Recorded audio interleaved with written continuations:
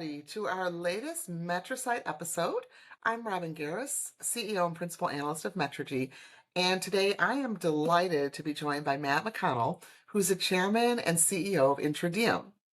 So let me just start by telling you a little bit about the company. Intradiem focuses on automating functions that boost productivity and experience of customer service teams. So it's in the CX space. Think of solutions that do things like automating agent coaching or leveraging real-time data to automate actions, things like routing to the best agent possible at that given time, or adjusting staffing and scheduling in real time, and discovering use cases that are going to move specific KPIs in the right direction, things like that. The other thing that I think is pretty cool about Intradiem we're going to talk about today is that it guarantees that its customers are going to save money with its technology, and even provides a dashboard to track the actual savings in real time. So we're going to talk about all this stuff. Let's learn a little bit more about the company. With that, I would just like to welcome you, Matt, to today's MetriSight. Thank you very much for having me on. Delighted. So, all right. So take us back to 1995. You were a year out of undergrad and decided to start a company to reinvent how companies deliver customer service. And I looked at that and I thought, wow, it's really rare enough that somebody you're out of school starts their own business, but even more rare that the business is thriving 28 years later with the same founder. So what's the secret to your success here? What drove you to start the company, and really to what do you attribute the success that you've seen? Well, again, thank you for having me on. 1995, first thing is I had hair then. So a lot of time has passed. You know, the way it started and the way it evolved, ultimately went at the source of the same problem. And I was in engineering school at Georgia Tech. And when I graduated, I went to work for the Coca-Cola Company. And as Okay. a junior employee, I was always plucked out of my job and sent to training. But meanwhile, my job activities weren't forgiving me. And so I thought, man, there's got to be a better way to take all that training I would have gotten done in the classroom and like spread it into sort of naturally occurring downtimes in my day. Huh. And as I began to research this problem, came across the contact center industry and customer service. And I thought, boy, as a professional, it was needed, but in an environment that's transactional like that, this kind of technology was needed. And what I learned was that the average person in the developed world will spend 123 days of their lives on hold, in line, or sitting at home waiting for a service tech. And I just thought that was crazy Yeah. that we would spend all this time after giving somebody our money just trying to get service on what we gave people money for. So I fell in love with that problem and decided that I was going to invest my time and talents in trying to solve it. And you asked about our success. Um, we've been very fortunate, but we've stayed, focused on a couple of things. First of all, I'm a person of faith. I think, God's grace certainly had a lot to do with being here Absolutely. 28 Yeah. years later. We put people first. I believe in putting employees first, and even before customers. We unashamedly tell our Okay. shareholders, "You're last, customers are second, but employees are first," and that's been a big part of our success. Interesting. Okay. Yeah, but the biggest thing is we fell in love with the problem, this 123 days problem, and we've just stayed focused on that thing for nearly 3 decades. Yeah. So did you always think when you were in college, I'm going to start a business someday, or was this literally something that just kind of happened empirically? I always had ideas as a young person, Mhm. and I always wanted the world to be better in one way or another. And my mom used to tell me, this is before I had a beard, she said, don't be a beard stroker. Like, don't sit around and say, oh, I wish the world was different. Yeah. Go solve the problem. So I took her Yeah. advice before I had a mortgage, before I had kids, and jumped in and started a business.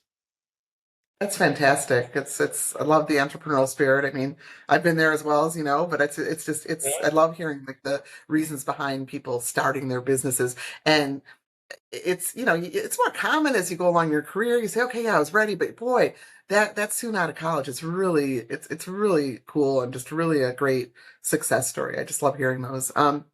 So, you've had this long path, and I mean, now you could see a lot of companies starting up trying to automate functions and do things. AI is so big, but you were doing this well before it became in vogue, well before its time almost. So, what were some of the key challenges or the key changes, I guess, too, that you had to make along the way to make sure that the company was still maintaining its innovation? It was still innovative, it was still relevant to the Yeah. needs of CX leaders, because what they needed in 1995 was very different from what they're, well, maybe from a high level it's not different from what they need today, but the solutions to fix what you're talking about are certainly different.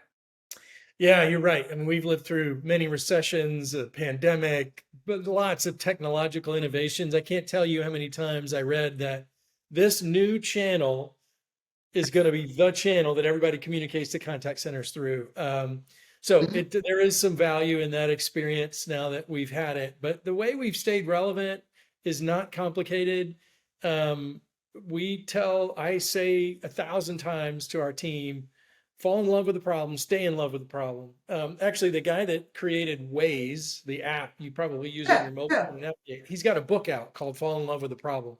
And it's just that. Oh, It's ultimately the thing that makes us relevant over time is we've taken this approach that we call problem out, not product out. And what that means is most software companies and software vendors and founders like me are very guilty of this. You get in a room and you think up, a solution, a product, and then you build that product, and then you go try to convince customers that you invent a problem, and then you go try to convince them they have this problem that calls for your product. And we feel yeah. like there's just a much better way to do it, which is go understand the customer's problems. What are their problems related to the big problem of trying to give every human on the planet 123 days of their lives back?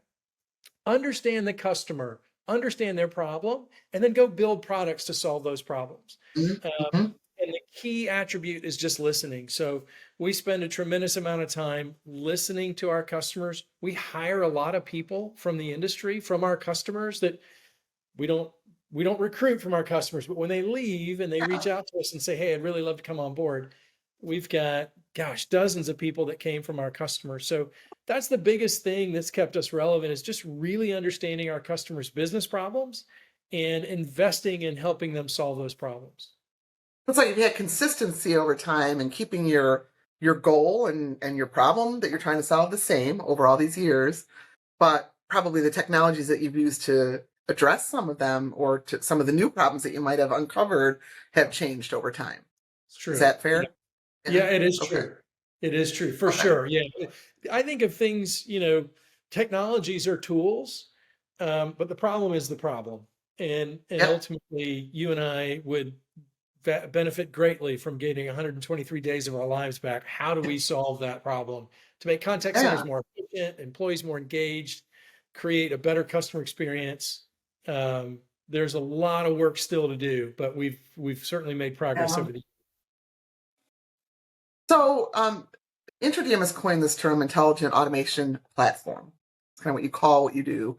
Um, Define that for the audience today, and how do you see this platform transforming, let's say, over the next 2 years, and particularly as AI capabilities change? And we're hearing all about generative or large language models. I mean, how are you bringing that into the platform, if at all? And, so just maybe define that and talk a little bit about what you see happening. Sure. Intelligent automation is an analyst created term, and to simplify it, it is in a contact center. It's a very data rich environment. Lots of data flying around in a contact center, and so historically, there's been a lot of what you might call diagnosis tools that tell you there's a problem. It's a lot of metrics tools Yeah. that indicate that there's a problem. There's not been a lot of remedies to those diagnoses that weren't human, right? There would be these diagnosis tools that would find a problem, but then humans to go try to operationalize the fixes to those problems. So, what intelligent automation is, when you combine those two things together, it's diagnosis plus remedy in a box. So, intelligent automation can identify problems in the data and then Hmm. assign actions to go address those problems. And most often, we see those manifest themselves as an imbalance between the demand that customers are putting on a brand and the supply, the workforce that serves that demand. And so being able to diagnose that, and then remedy it, but do it all in real time, in microseconds. That's what intelligent automation is, and that's what an intelligent automation platform does, is it can make adjustments in real time to make sure you're best serving your customers. Um, Diagnosing what's going on in your business, and then taking actions to make adjustments to make sure you're doing whatever it is that you're aiming to do: save money, retain Yeah. customers, grow wallet share, whatever those are. Customers orient their automations towards those goals, and Mhm. intelligent automation makes adjustments all day long to make sure that a business Yeah. is headed towards those goals. And as it relates to AI, I'm glad you asked. We think, first of all, I'm a believer that AI is going to change everything. Everything. I think it's bigger than the introduction of the personal computer. I think it's bigger than the introduction of the internet. I think it's going to change everything. But as we zoom out and think about the problem, if you think, Mhm. let me put it this way: think about Amazon. Today, you can anything you can think of, you can go online and order that thing, and it'll be at your door in less than 24 hours. That is remarkable. But Mhm. pick that thing up and try to get service on it, and it's a very different experience. And this is the 123 days of our lives, Yeah. we spend on hold in line and waiting for a service tech. So we think AI can make a huge leap in reducing the amount of time we wait for service. We Mhm. think AI, in much the way robotics in manufacturing and warehousing and distribution made a difference for companies like Amazon, we think AI is going to make that difference in customer service. So we're leaning in heavily in AI, and we have for some time. We've had AI as a part of our solution for some time. We were AI before it was cool. But we really think AI is going to bring kind of a step function improvement in delivering service to customers. So we're leaning in heavily. Yeah. So, and a lot of other companies are too, as you probably Yeah, know, of course. sure. You look at the CX market overall, it's very competitive. There's startups entering the market regularly, and even the major platform vendors like the contact center platform, the CRM platform, CPaaS, they're adding a lot of AI capabilities to their portfolios. They're also trying to focus pretty heavily on agent experience and improving, making agents more productive, more efficient, happier at their company, all that. Yeah, some of these trends could put you at risk because you've got other people kind of, other companies kind of encroaching in this area. So when you're talking to a customer, and when your team is talking to a customer, how do you differentiate Intradiem, particularly as many CX leaders want to consolidate the number of providers they're using, and they might say, "Oh, well, maybe what you're doing I can get from platform provider X." I mean, how do you really come in there and say, "Nah, well, maybe you can get some of that, but here's where we really shine and where we really differentiate from some of the platforms." Yeah, I'm glad you asked. First thing I would say, and I don't want to be controversial, but maybe this is a little controversial: vendor consolidation is a myth promoted by the incumbent vendors. We just, after this many years selling to business buyers, we have never had a single buyer say, "We're consolidating vendors. We're not going to do business with you." It's just never happened. And I think that's because of the strength of the solutions. Maybe if there's something that's very close, or 30 or 50% overlap with another solution, Okay. there's that conversation about consolidation. But we've just never experienced anybody telling us they won't do business with us because of vendor consolidation. And the contact center solution, tech solution vendors have been trying to take us out for years in one way or another. Yeah. As I said, we just continued to stay in love with the problem, and that has served us very well, as a company creating solutions for our customers. We remain relevant. We solve problems that other vendors haven't. And I think that what differentiates us, I'll use an analogy. I mentioned Waze before. Mhm. You probably used other navigation apps before you used Waze.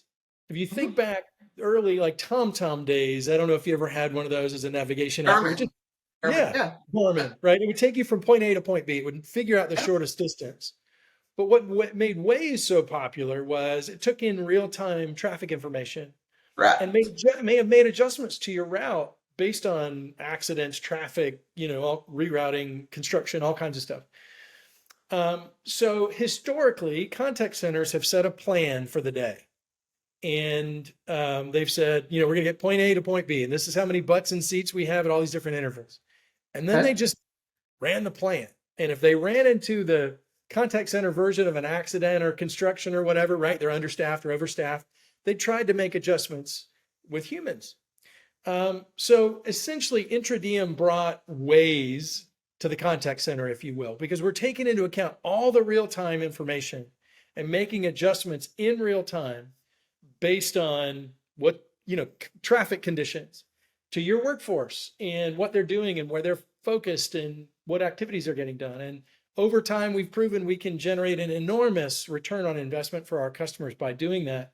But here's why we've existed so long and will continue to exist so long.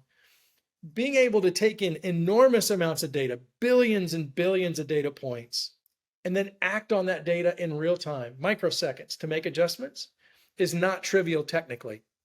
And so we've invested thousands of man years in this platform. It's a little bit like, I'm using a lot of analogies, but a self-driving car Hmm? has to process enormous amounts of real-time Right. data in order to not run over the kid in the crosswalk. Right. And so that takes specific dedicated investment in that type of an architecture, which is what we've done and what makes us unique. Yeah, so it's interesting. You were talking about vendor consolidation, and we ask that question a lot in our research, and we see people saying, oh, yes, we're going to consolidate vendors. And then you talk to the same people a year later. And, well, how'd that vendor consolidation project go? Well, yeah, we didn't do it.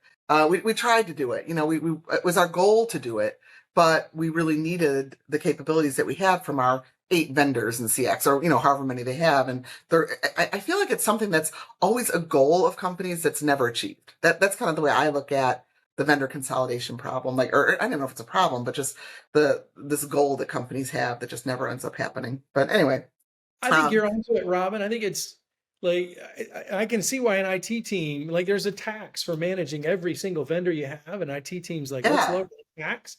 But yeah, the business people are saying, I can't solve the same business problems with a narrower set of vendors. right, And the business problems, I think, usually win, and IT has yeah, to figure out how to manage all those vendors. very much so. But being an analyst, I'm always one that loves looking at numbers and and we focus so much here at Metrigy on success metrics. And I just love the fact that what you guys do is focus on documenting ROI for your customers, looking at business metrics that they care about. And I would say that, just being someone who's been in this industry for longer than I care to say, 2 decades.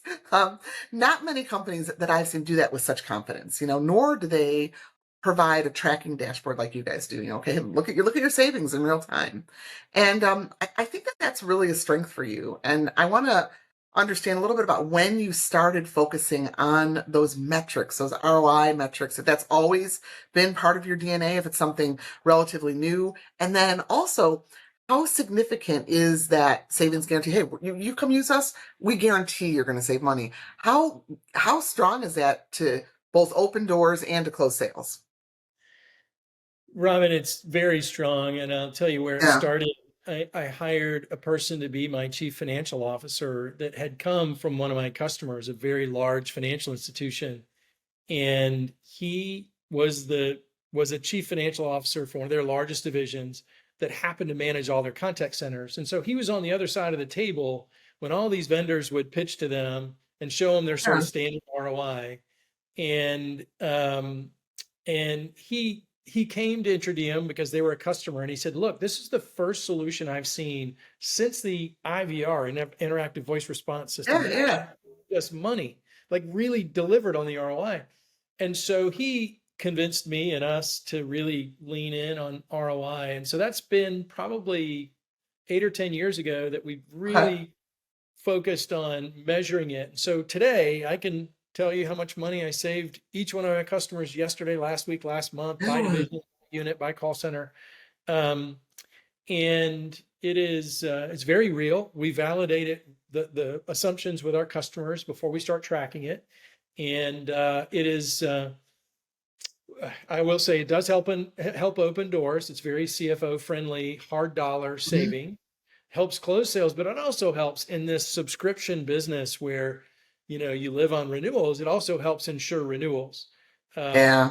Yeah. and we say, look, we're not perfect. We work really hard to do right by our customers, but savings really helps customers get the dollars they need to renew a subscription or to Yeah. buy a product. So it's hard dollar. It's very clear, and we report on it constantly to our customers so that and we know where we're behind. I've got a team of people who that are success managers. They don't sell anything. They don't. They can't upsell you on anything. They're measured exclusively on how much money they save our customers.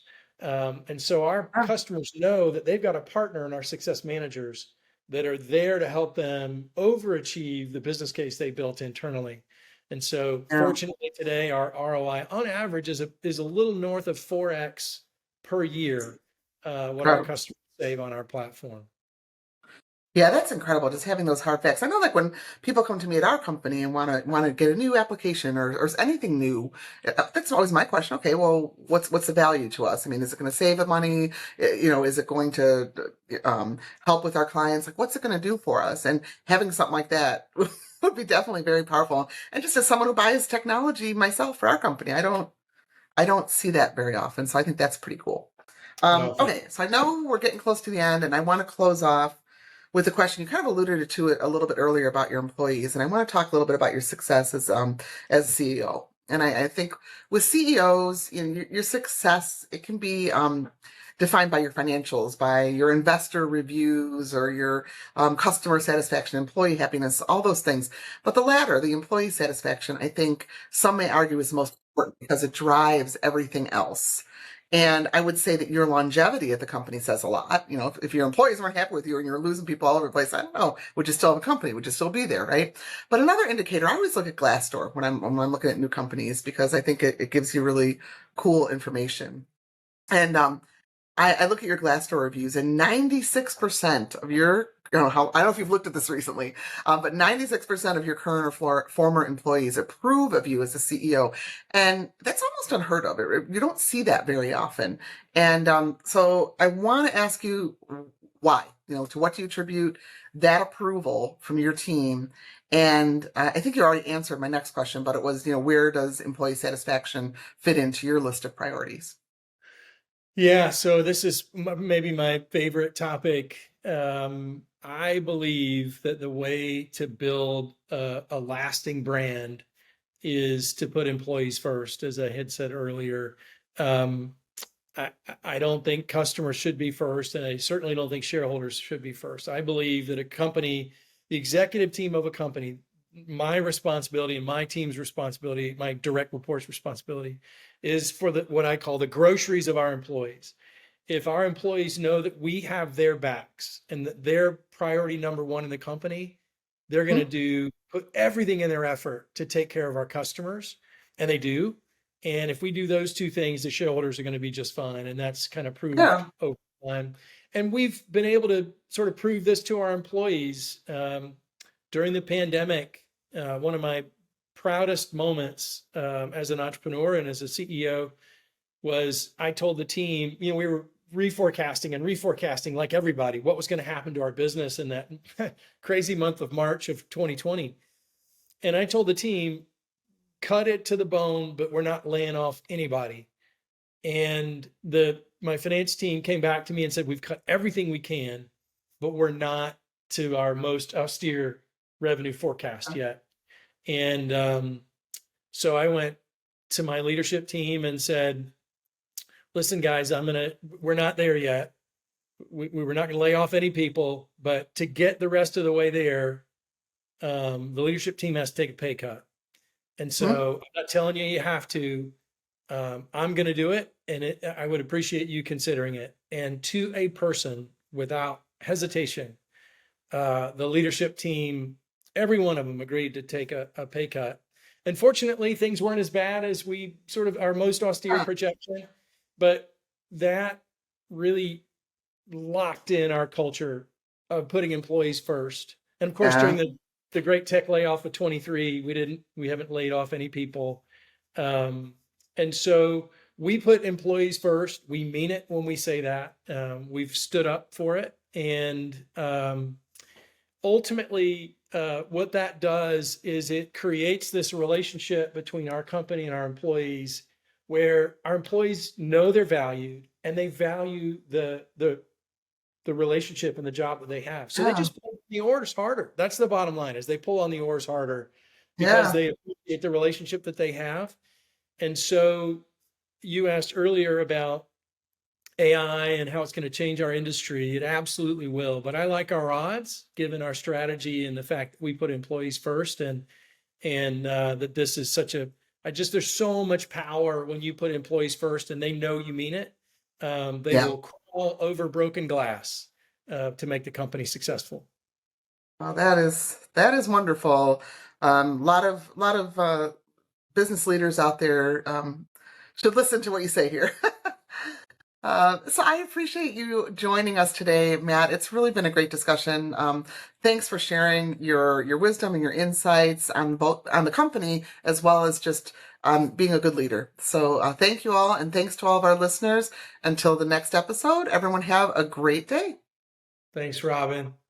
Thank you.